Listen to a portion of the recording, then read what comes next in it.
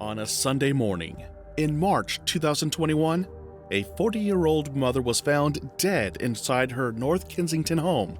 The victim was Lauren Charles.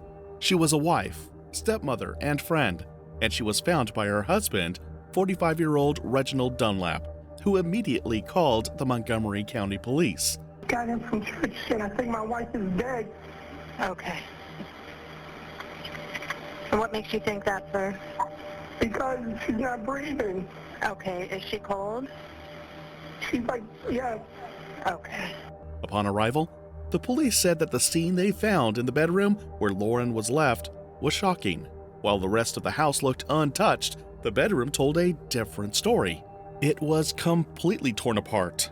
Dresser drawers had been yanked out, flipped over, and piled haphazardly. The bed was tipped up against the wall, with red bodily fluid smears visible on its underside. These red stains were everywhere, streaked across the back of the door, splattered on the walls, and even stained the bathroom carpet. Her handprints left haunting marks all around the room. Investigators soon discovered that Lauren may have been asleep when the brutal attack began. This led to the question, why was the entire bedroom destroyed if she was already asleep? What was the attacker looking for?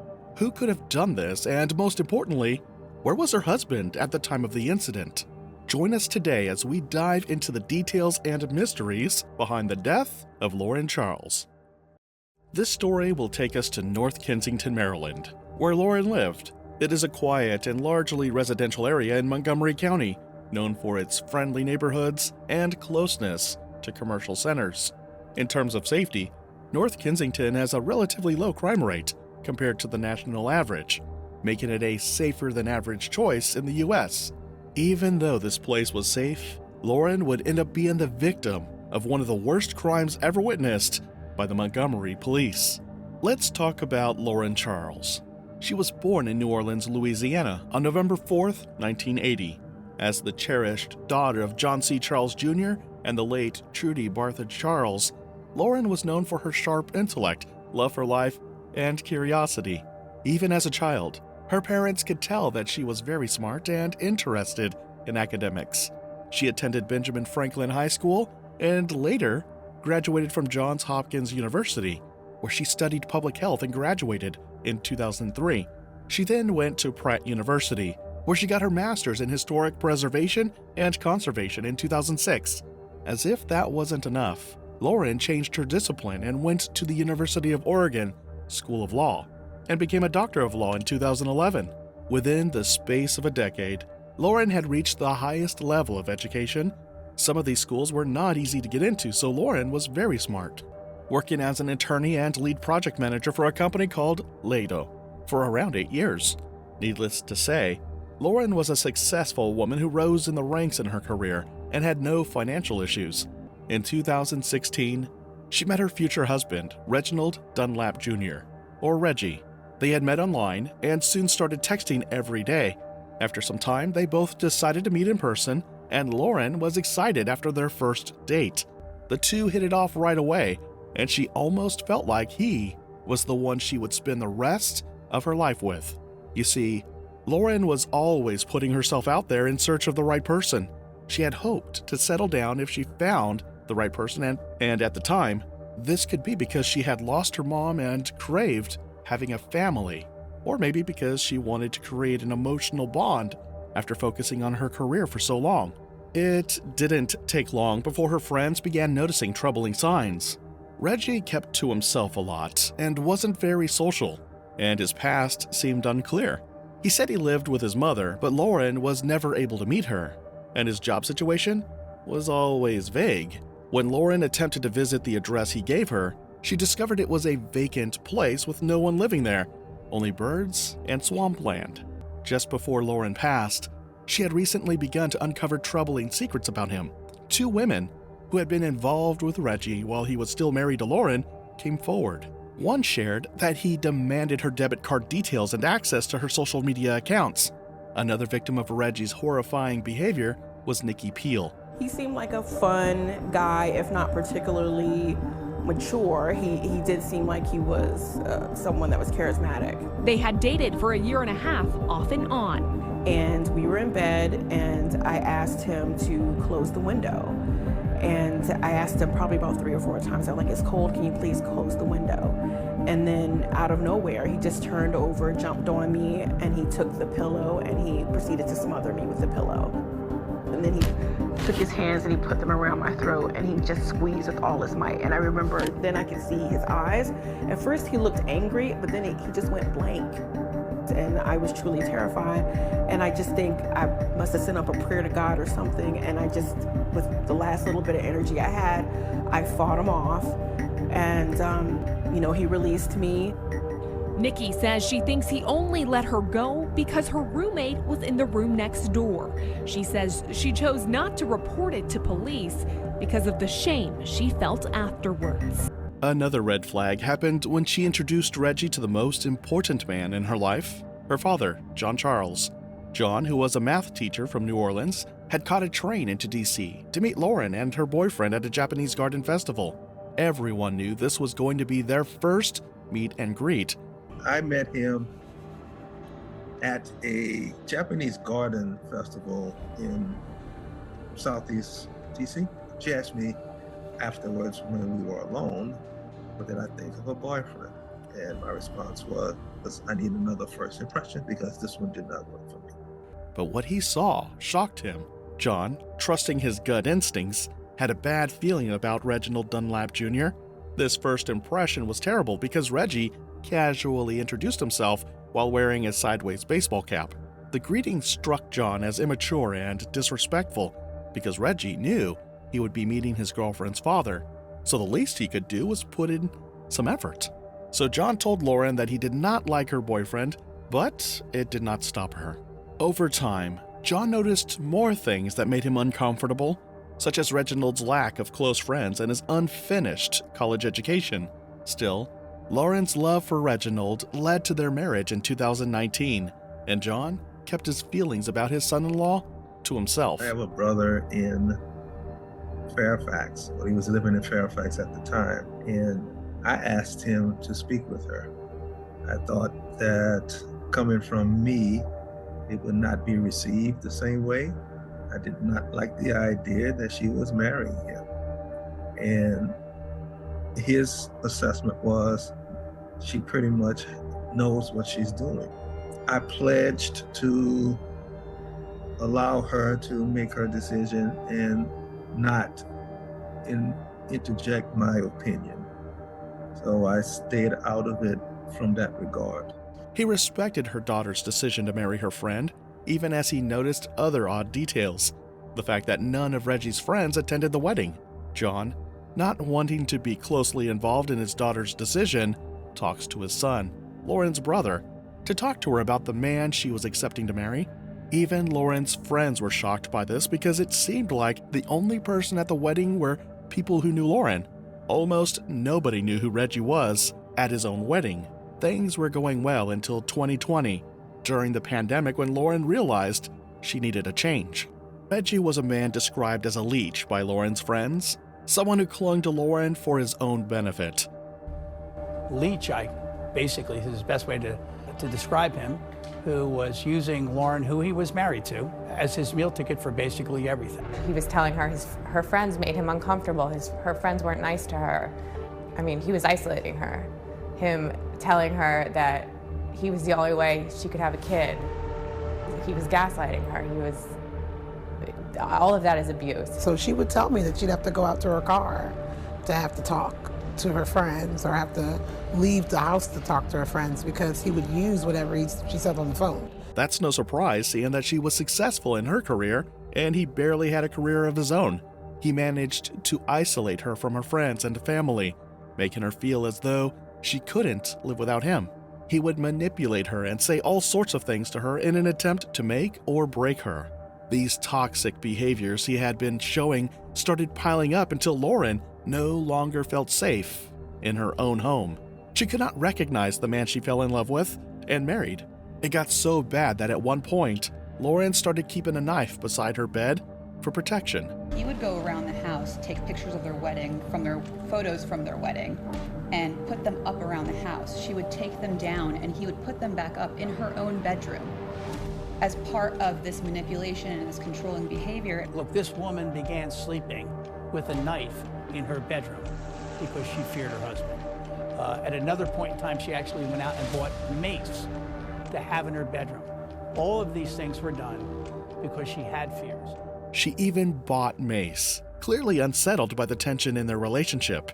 By October 2020, Lauren had had enough. She decided to open up to a close friend, sharing that she was planning to leave Reggie.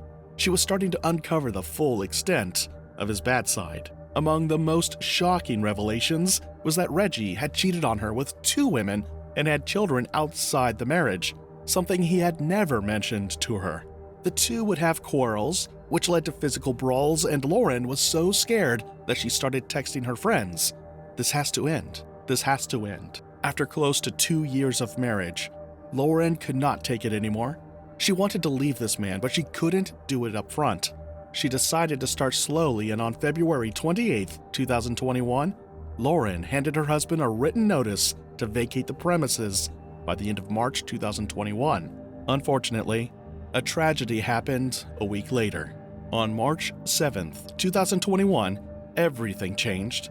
A 911 emergency call was made by Reggie, who found Lauren dead in her bedroom.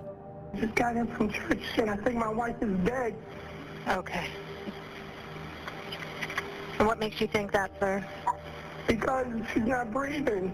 Okay. Is she cold? She's like, yes. Okay. When asked questions, Reggie claimed they had been sleeping in separate rooms that night, and when he woke up the next morning, he hadn't seen her. He went on with his day, walking the dogs, eating breakfast, and even went to church. When he came home, he said he found Lauren's lifeless body. What was questionable was that his 911 call was disturbingly calm, almost as if he didn't quite grasp the gravity of what had happened. In fact, the first thing he said when 911 answered was, "I just got back from church." It was as if he wanted to make it clear that he was not at home when the crime happened. When police officers first arrived at the scene of the crime, they didn't fully grasp the horror they were about to uncover. Without sirens, they responded to the 911 call, underestimating the gravity of the situation. Reggie's calm voice on the phone had painted a picture that didn't match what had really happened in the home. But as soon as they stepped inside, the true extent of the crime became undeniable. Lauren had been struck with a statue of Buddha, but that wasn't the end. She had been suffocated with a pillow, making sure she couldn't survive. The actions were very calculated, and even afterward, the killer staged a fake burglary, rummaging through drawers, pulling them out, and scattering their contents. Detectives soon found more evidence of Lauren's desperate struggle. Her fingerprints were smeared on the walls, showing she had tried to move, to get away, to survive. She was still alive when the attack began, terrified, her body fighting against the inevitable. It was clear she had tried to escape in her final moments. This discovery gave investigators a sad image of the horror she endured right before passing away. Further investigation uncovered even more disturbing details. Lauren's Apple Watch, a silent witness to her last moments, had been disabled. It had been broken and turned off, likely to prevent any evidence from being recorded. An Apple Watch that can record heart rates would have been a key piece of evidence that would have told police Lauren's exact time of death. As detectives dug deeper, they found that Reggie had also turned off all his devices that night, reactivating them only after Lauren was dead. Reggie, seeming to be shocked and devastated, buried his face in his hands and sobbed. It was all performance, an attempt to appear sad, but it was suspicious enough to the police. In fact, his alibi began falling apart almost immediately. Montgomery County detectives began hearing from Lauren's friends and family how abusive he was, and also about Lauren's determination to give her husband a deadline to leave the house. The next day, on March 8, 2021, Reggie was arrested for the death of his wife. He did a terrible job of trying to hide the crime. In the house, there was an overwhelming stench of bleach. Evidence soon revealed that he had poured bleach over Lauren's body, likely in a desperate bid to destroy any DNA evidence that might tie him to the crime. Reggie never admitted what truly pushed him to the edge that night, but one thing we know is that it was as a result of Lauren kicking him out of their home, but why he chose that night is still a mystery to everyone. But it wasn't just that night that revealed Reggie's violent nature, but Nikki's testimony would later become very important, helping prosecutors paint a picture of a man with a long history of controlling and violent behavior. 2 years after the crime, in March 2023, Reginald Dunlap Jr., aka Reggie, was convicted. The verdict finally provided some justice for Lauren, whose life had been taken in such a brutal, unforgiving way. Nikki Peel, who narrowly escaped death years ago, bravely read a victim impact statement, telling the court about Reggie's manipulative behavior. For his crimes, Reggie received a life sentence, with no chance of release until he is nearly 100 years old. So it's safe to say that he would not be getting out of jail in his lifetime. Even in sentencing, Reggie's manipulation continued. He claimed to love Lauren and her family and lamented that he'd never had a chance to tell his side of their marital issues. He said that he continued to love the family and that he wished that he had known all the things that Lauren was saying to them, because he would have liked to have told his side of the story as to what was happening with their marriage, and had them understand that they were still, trying to work out their marriage, which had everyone shocked that he would continue, even in his sentencing, to try to manipulate everybody into believing that he's the victim in this. This attempt to paint himself as a misunderstood figure only annoyed people rather than made them pity him. What could you possibly say to defend your action? He claimed to love Lauren, but cheated, manipulated, and even unalived her in the most gruesome manner. Of course, the jury did not listen to his claims. Lauren's father, John Charles, shared that his family and Lauren's friends had noticed troubling signs in her relationship and had been quietly supporting her as she considered divorce. The family could see the strain Lauren was under, and they wanted her to feel she wasn't alone as she faced these difficult decisions. He also mentioned that Lauren tried to speak to her friends, and it took Lauren a while to open up to people. When she made her decision to leave, it was final.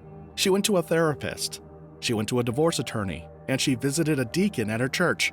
Unfortunately, matters took a terrible turn with Lauren losing her life before people could step in. Montgomery County Special Victims Division prosecutor Debbie Feinstein spoke about the crucial role that friends and family can play when someone they love may be in an abusive relationship. She mentioned that the most effective way to help someone experiencing domestic violence is to offer steady, non-judgmental support, encouraging them to seek professional resources. Toxic relationships can trap individuals in cycles of manipulation, fear, and isolation. Abusers often use tactics like gaslighting, emotional and financial control, and physical threats to exert power over their victims, making them doubt their own perception and worth. Today, Lauren's legacy lives on through various tributes. The University of Oregon's Law School established a scholarship in her honor, and a women's shelter in New Orleans has rooms dedicated to her memory. Those closest to her carry her spirit within them, finding peace in supporting others in her name. Lauren Charles was a beloved daughter, friend, and confidant. Her memory continues to inspire change, encouraging victims to see red flags and empowering friends to understand that abuse isn't always visible. As her story continues, her friends and family remind others that Lauren's strength and kindness live on, inspiring action against abuse. What do you think about this case? Was there anything Lauren's friends and family could have done to help her? Do you think it was always Reggie's intention to commit the crime, or did it happen at the spur of the moment? Let us know what you think in the comments. If you like the way we bring to you stories or you learned something new today, please like this video and consider subscribing to the channel if you haven't yet. As always, remember to leave your thoughts in the comment section below. Perhaps someone learns from your experience or advice. I will talk to you again in another video. It's bye for now.